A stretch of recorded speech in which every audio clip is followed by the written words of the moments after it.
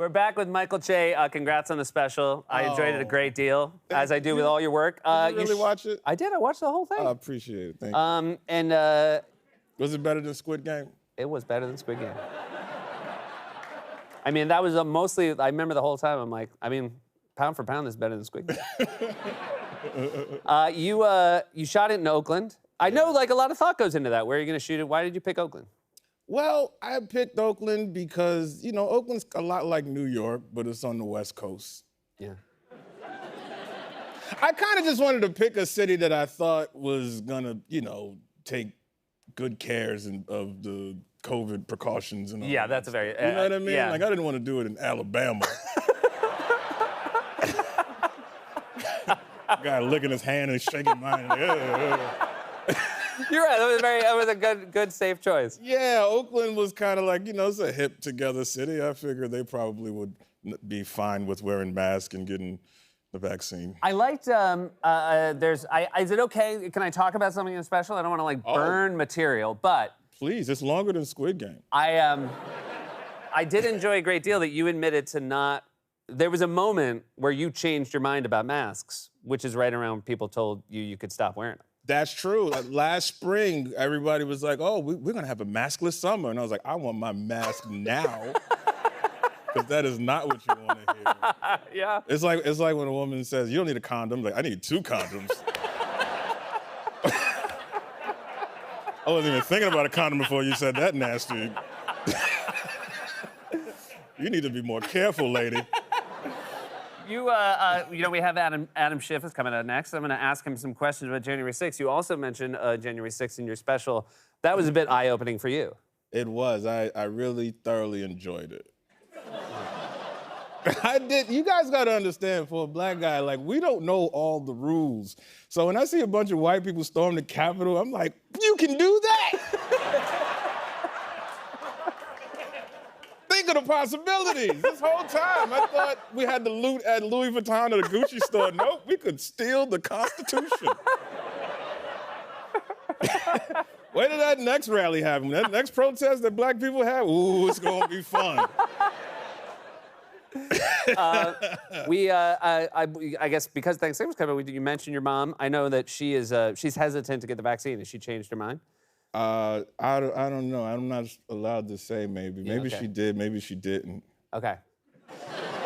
But you have. I'm trying to get that pie, man. Yeah, exactly. But you explained.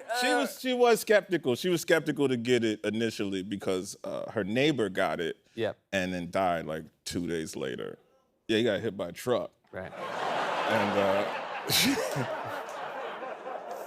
she thinks the vaccine's unlucky. There's a lot of people in my family who like won't get the vaccine, but like, you know, I got an aunt, she won't get it either. She got 1 foot. She's afraid to get the vaccine. She lost her foot drinking Pepsi for breakfast. She don't know what's in the vaccine, so she's doing her own research. But you do provide some. You do admit that there is a reason for skepticism, like the people who are vaccines. Look, I'm vaccinated, and I was skeptical. Yeah. Because it was free. Mm-hmm. I don't know free medicine in America since when? I didn't trust it. It was like trust science. I was like, well, I trust history. And history says if this thing worked, you'd be charging us for it. If the vaccine was $3,000, I would have been like, yeah, that sounds about right. Yeah. That's pretty American. Yeah, absolutely. Did you, you know what's the funniest thing about watching a stand-up special, having done one, is I think the structure of a special is really important. I think that's what makes it special often. And the end of yours talks a lot about mental health, especially like mental health in the black community and just how much it's changed and how awareness has actually been moving in the right direction. Yeah, it's kind of, I call it sarcastic optimism. You guys know what that is? Sarcastic optimism? It's optimism, but sarcastic. It tracks. Yeah, because it becomes like this big conversation. Oh, black mental health. You're like, really? You just found out we had brains too? Why wouldn't we have mental health issues? It's just things that, you know, you never really think of until you actually think of. It's not. These aren't black issues. These are human issues. Yeah. And it's really nice. I mean, you do a very nice job. I'm not gonna, again, I don't wanna give anything away, but like, it ends very funny, but it must be, do you like dealing with an issue and finding humor in something that maybe people would have thought, oh, that's not gonna be fun to do on stage? Because it's deeply funny, but it will resonate with me. It's gonna stay with me. Yeah, I always like that. I always like an audience coming to the show and walking away like, hey, I never thought of that. You know, even if it's a bad joke.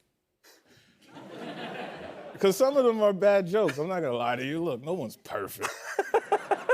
But you know, I always like that. I always like kind of looking at things in a weird way and going dark, going bright, whatever. It's a nice balance. This is the most painful thing in the world to talk about your comedy. You feel like it is. the I biggest will fraud. say, it's really hard to talk about a special because really the answer is like, just watch it.